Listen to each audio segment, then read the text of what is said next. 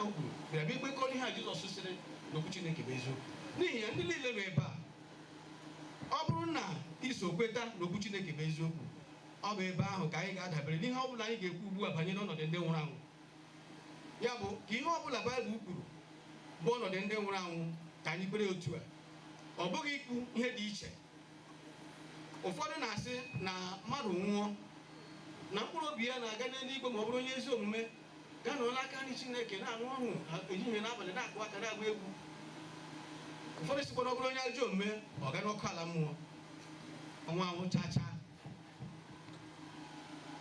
Mana Baịbụl mere ka anyị mata na mkpụrụ obi ji anwụ anwụ n'akwụkwọ Izikiel isi nke 18 na amaokwu ya nke 4. Mkpụrụ obi bụ mụ na gị ndị ndụ na-eku ume.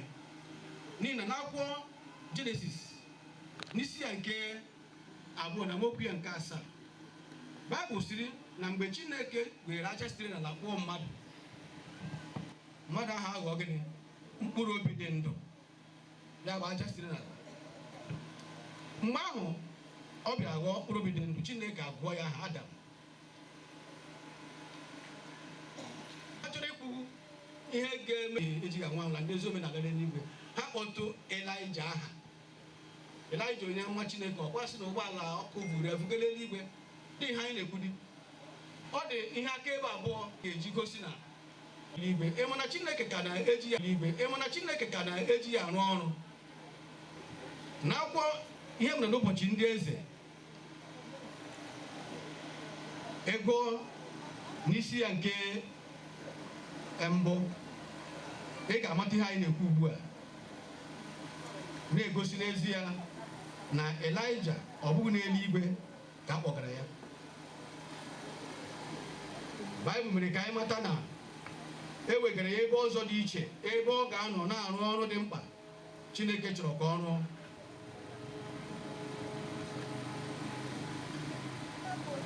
N'ihi na mgbe ọ na-agba ọsọ ndụ site n'aka Ehab ọrụ esi chebe ndụ ya, na ọ ka ga-arụ ọrụ n'oge ndị fọrọ n'ihu ọ dị ndụ. Ọ ya mere ọ gaghị anwụ ma ọ na-erụcha ọrụ ahụ. Baịbụl mere ka anyị mata na o dere akwụkwọ, o wegara onye a na-akpọ Jehoram nwa Jehoshafat ka o nwee ike mata na ihe ọ na-eme adịghị Chineke mma.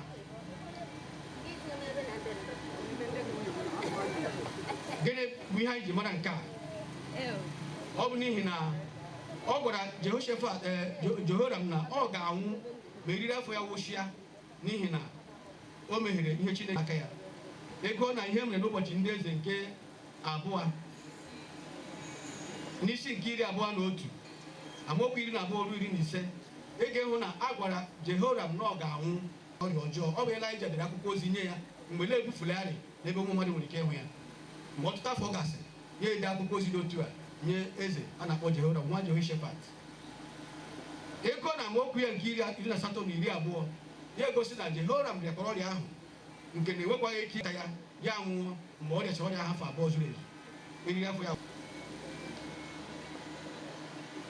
N'ihi ya, anyị na-eme ka o doo anya na mmadụ ịbụ onye na-eru uju maka onye nwụrụ anwụ abụghị ihe ọjọọ. Jizọs ruru uju mgbe o bere akwa dịka Baịbụl mere ka anyị mata. Mmadụ dịka Jekọb, Abraham bere akwa ruo uju dị egwu mgbe ndị ha hụrụ n'anya nwụrụ aha n'aha. Mmadụ dịka Abraham bere akwa mgbe Sera nwụrụ. Jekọb ajụ ka a ga-adịkasị obi n'ihi na ọnwụ ya Josef mgbe o chere na ọ nwụọla ma ọ bụla anụ ọhịa